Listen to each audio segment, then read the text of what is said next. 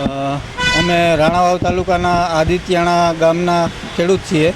આજથી 5 વર્ષ પહેલાં સૂર્યશક્તિ કિસાન સ્કાય યોજનામાં સોલારના જે કનેક્શન અમને દરેક જિલ્લામાં એક લાઇન પાયલોટ પ્રોજેક્ટ દ્વારા કરવામાં આવી હતી. તો અમારી યોગેશ્વર ફીડરમાં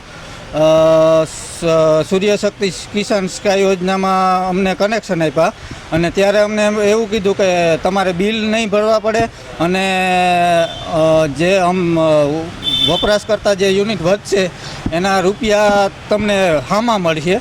તો અમે બધા ખેડૂત મિત્રોએ એવો વિચાર કર્યો કે તો આપણે આ કરીએ તો અમારે ઉનાળામાં પાણી ના હોય તો થોડુંક જે કાંઈ બચત થાય તો એ માટે સારા હેતુથી અમે કનેક્શન લીધા.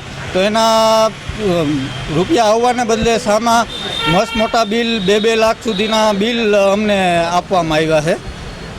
આદિત્યાણા દાદર સીમનો ખેડૂત છું અને જ્યારે પણ આ સૂર્યશક્તિ SKY ફીડર અમને આપવામાં આવ્યું હતું ત્યાંથી કે રાણાવાવ PGVCLના અધિકારીઓ દ્વારા અને શાશ્વત કંપની કરીને છે કોઈ કે જેના પોતાના અધિકારીઓ અને માલિક કે જે કોઈ હોય તે અહીંયા રૂબરૂ એની મુલાકાત લીધી હતી અમારી સીમની અને તારે એમને અમે કીધું હતું કે ભાઈ આ સરકારશ્રી દ્વારા એક ખેડૂતને સાઈડની ઇન્કમ થઈ શકે અને બચત થઈ શકે તે માટેની યોજના છે અને એના વિશ્વાસે અમે આ સોલાર પ્લેટો બધે પોતપોતાના ખેડૂએ પોતાના માલિકીની જમીન ઉપર ઊભી કરાવી હતી અને શરૂઆતથી જ્યારથી ચાલુ થઈ ત્યારથી જ આમાં પછી મેન્ટેનન્સની બેદરકારીથી માંડી અને PGVCLની બેદરકારીમાં એવડી મોટી બધી બેદરકારી છે કે 5 વર્ષથી અમે અનેક વખત અહીંયા રજૂઆત કરી છે, જેના લેખિત પુરાવા પણ અમારી પાસે છે અને મૌખિક પણ અનેક વખત રજૂઆત કરી છે. કલેક્ટર સાહેબથી માંડી અને સ્વાગત કાર્યક્રમ સુધીમાં પણ અમે જઈ આવ્યા છે, પણ હજી સુધીમાં એનો કોઈ નિકાલ આવતો નથી કે જે 2 લાખ સુધીના બિલ અમને ખેડૂતને હામાં ભરવાના થયા. જે પૈસા અમારે વધવાના હતા એમાંથી એમ કીધું હતું કે ભાઈ આમાં તમારે સાઈડની ઇન્કમ થશે, એની બદલે હામાં બિલ 1.5 લાખ 2 લાખ 50,000 લાખ રૂપિયો ખેડૂતને એ પ્રમાણે આપવામાં આવ્યા છે અને તેનું આ 5મું વર્ષ રન છે. અત્યારે બીજા મહિનામાં 5 વર્ષ પૂરા થશે અમારા અને હવે ખેડૂતને અમને એ એક ચિંતા સતાવી રહી છે સાહેબ કે 7 વર્ષની અમારી વોરંટી પીરિયડ છે. અત્યારે આ લોકો કોઈ જવાબ દેતા નથી. પછી કંપનીને કોઈ તરફેણમાં રાખી અને કંપની સાથે કોઈ પણ અધિકારીએ સંડોવાયેલા હોય અને પોતાની ઇન્કમ માટે થઈને આવું કરતા હોય તોય પણ અમને ખેડૂતને એવો શંકા છે આમાં. અને અત્યારે હવે અમને એ મોટી ખેડૂતને ટેન્શન છે કે 7 વર્ષ પૂરા થઈ જશે પછી PGVCL જો આ બિલ છે એ અમારા 7/8માં બોજા રૂપે મામલતદારમાં ચડાવી દેશે તો અમારી પાસે આનો બીજો કોઈ વિકલ્પ નહીં રહે ખેડૂત પાસે કે ભાઈ ન છૂટકે કોઈ માનસિક ત્રાસને લીધે ન કરવાનું કરી બેસે, કોઈ આત્મહત્યા કરી બેસે તો એ બહુ મોટો એક ઇસ્યુ છે અમારો. ને જે અમે આ હેતુથી અત્યારે આજે પણ સાહેબને રજૂઆત કરવા આવ્યા છે કે સાહેબ અમારો વોરંટી પીરિયડ બાકી છે તો આમાં તમે કંઈક પણ રસ્તા લ્યો. જે 9000 યુનિટની અમારા એગ્રીમેન્ટ મુજબ જવાબદારી છે કે ભાઈ 9000 યુનિટ જનરેટ ન થાય તો પણ 9000 યુનિટ કંપની કે PGVCL અમને આપે તો તેની બદલે 2-2,500 યુનિટનું જે વાર્ષિક બિલ છે અમને આપવામાં આવે છે. 9000 યુનિટની ભરપાઈ થતી નથી. જો 9000 યુનિટ અમને કંપની કે PGVCL ભરપાઈ કરી દે તો પણ અમારે આ બિલ ભરવા પાત્ર નથી થતા. હું આદિત્યાણા દાદર સીમનો એક ખાતેદાર ખેડૂત છું. જે અમારે આ ખેડૂને સોલાર બાબતની જે એક સરકાર સામે જે માથાકૂટ હાલે છે દેહી ભાષામાં કહીએ તો એમાં જે અમારે ત્રિપક્ષીય એગ્રીમેન્ટ છે જે કરાર કરેલો છે એમાં 5 કિલોવોટનું અમારી પાસે કનેક્શન હોય સોલારનું તો એમાં 9000 યુનિટ જનરેશનની શાશ્વત અને PGVCLએ જવાબદારી લીધેલી છે. એ અમને કરાર મુજબ 9000 યુનિટ જનરેશન PGVCL અને શાશ્વત બે આપતી નથી. એના મસ્ત મોટા બિલ ખેડૂને આપે છે અને આત્મહત્યા કરવા માટે મજબૂર કરે છે. અને જે અમારા એગ્રીમેન્ટ કરેલા છે ખેડૂ PGVCL અને શાશ્વત એમાં 64 ખેડૂત છે એમાંથી લગભગ 90% ખેડૂની સહયો જ નથી. સહયો પણ કોઈ એવા અધિકારીઓએ PGVCLના હોય કે શાશ્વતના હોય એ લોકોએ કરી અને મસ્ત મોટું કૌભાંડ કરેલું છે. અને એક તો અમારી પાસે એવો પુરાવો છે કે જે એગ્રીમેન્ટ પહેલાં 2 વર્ષ પહેલાં એક્સપાયર થઈ ગયા એનું ડેથ સર્ટિફિકેટ છે અને એની પણ એગ્રીમેન્ટમાં સહી બોલે છે. બોલો આનાથી મોટો ભ્રષ્ટાચાર અને મસ્ત મોટું કૌભાંડ કેને કહેવાય. એકદમ નબળી ગુણવત્તાવાળા સિસ્ટમ બધી ફિટ કરી ગયા ખેડૂતને વાળીએ અને જનરેશન થતું નથી, મેન્ટેનન્સ થતું નથી. પીજીવીસીએલના ધાંધિયા છે. એને હિસાબે જે કંઈ આ પાવર લોસ આવ્યો હોય એના મસ્ત મોટા બિલ પીજીવીસીએલ ખેડૂને આપી અને ખેડૂને આત્મહત્યા કરવા માટે મજબૂર કરે છે. અને એગ્રીમેન્ટની અંદર એવું પણ કહે છે કે ભાઈ આ બિલ છે ખાતેદાર ખેડૂએ ભરવાનું થતું નથી. જો સોલાર કંપનીની તકલીફ હોય તો પીજીવીસીએલ સોલાર કંપની પાસેથી શાશ્વત કંપની જે છે એના પાસેથી આ જે પાવર લોસ છે એ વસૂલે.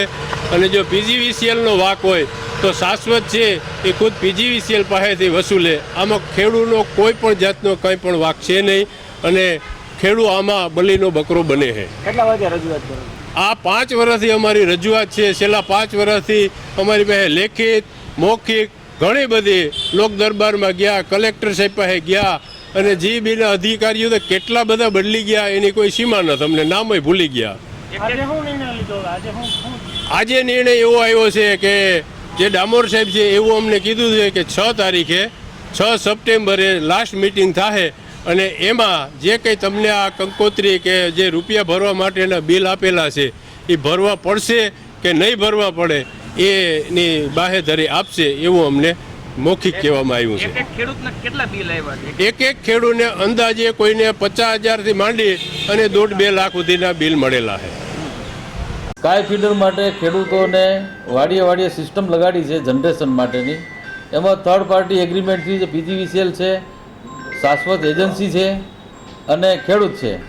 એ ત્રિપક્ષી એગ્રીમેન્ટમાં બધાની જવાબદારી થાય છે પોતપોતાની. પીજીવીસીએલની જે પાવર સપ્લાયની હોય છે, એજન્સીની એને કાંઈ પણ ફોલ્ટ થાય એના માટે હોય છે અને અરજદાર ખેડૂત છે એને પોતાની પ્લેટ સાફ કરવી કે શેડો આવતો હોય એ દૂર કરવાનો અને કંઈ પણ ફોલ્ટ હોય તો ત્રણેય સાથે મળીને એનું નિરાકરણ કરવાનું હોય છે. આ ખેડૂતને એક સારી એવી સ્કીમ હતી કે એમાંથી એમને આવક થશે અને એમના જે હપ્તા હતા એ હપ્તા ન ભરવાના કારણે એમના મોટા બિલ આવ્યા છે. એના માટે એમની રજૂઆત હતી. અમારી વડી કચેરીની અમે મદદ લઈ, કંપનીની હેલ્પ લઈ એને કાગળ લખી એમના માટેના જે એગ્રીમેન્ટમાં જે કરાર મુજબ કામગીરી કરવાની થશે એ અમે આગામી દિવસોમાં કરશું. તો કનેક્શનો પર ડિપેન્ડ કરે છે. કોઈનું 5નું કનેક્શન છે, કોઈનું 20નું કનેક્શન છે.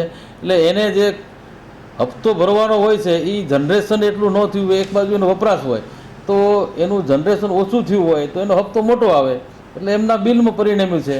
એટલે એમની રજૂઆત એવી છે કે કોઈકને 50,000 છે, કોઈને 1.5 લાખ છે, 2 લાખ છે એવા બિલ આવ્યા છે. એ કુલ 64 સ્કીમ છે. એ 64નું એક કન્ઝ્યુમર વાઇઝ જોઈ અને આપણે એનાલિસિસ કરી શકાય કે કયા કન્ઝ્યુમરમાં શું ફોલ્ટ છે. કે આ એગ્રીમેન્ટની અંદર બધી અલગ અલગ પ્રકારની કન્ડિશનો છે. એ તમારે કોપી જોતી હોય તો તમને કોપી મળશે. કે એમાં શું છે કે કોઈ થિયોરિટિકલ વસ્તુ હોય કે ભાઈ 1 KWમાં 1 કલાકમાં 1 યુનિટ ફરે, પણ કોઈ કારણોસર એમને હવે સિસ્ટમની અંદર શું પ્રોબ્લેમ છે બધામાં આવું ન હોય, કોઈ એક કેસમાં હશે. અમે એમને ખેડૂતને આજે એવો જવાબ આપ્યો છે કે સિસ્ટમનો અમે એનાલિસિસ કરી લઈએ, એના માટે અમે આગામી શું કરશું એ માટેની અમે 6 તારીખ સુધીની મુદત માગી છે અને કેસ ટુ કેસ અભ્યાસ કરી અમારા વડી કચેરીને જાણ કરશું અને જે લીગલ એક્શન લેવાના થશે એ કંપની ઉપર લેશું. 5 વર્ષ સુધી તો સિસ્ટમ ચાલુ હતી ને, ક્યારેક કંઈ શરૂઆતથી પ્રોબ્લેમ નથી થયો કેમ. અને ઘણી વખત ક્યારેક ઇન્વર્ટર બદલાવવાનો તો ખેડૂત બદલાવવા નથી દીધા એવા પ્રશ્નો પણ છે. કંઈ એક પીજીવીસીએલનો જ વાંક નથી કેમ.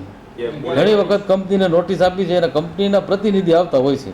છેલ્લે તો બહુ એક્ઝેક્ટ તારીખ યાદ નથી પણ એમના અહીંયા કે 1-2 માણસ રાખેલા છે એવું કહે છે. એ તમને વિગત ડિવિઝનમાંથી મળી જશે. હવે કેસ ટુ કેસ જોવું પડે કોનો વાંક કેટલો છે, એમ એક્ઝેક્ટ ન કહી શકાય. એ તો સિસ્ટમ છે ભાઈ, બધાએ એગ્રીમેન્ટ કર્યું છે, બધાની જવાબદારી છે. એ પણ કોર્ટમાં જઈ શકે ને અમે પણ જઈ શકીએ અને પાર્ટી પણ જઈ શકે. અને કોઈને એ પોતે ખેડૂતો આ સિસ્ટમ છે ને સરકારમાં જઈ રાજકીય દબાણ કરીને ફીડર લઈ આવ્યા છે.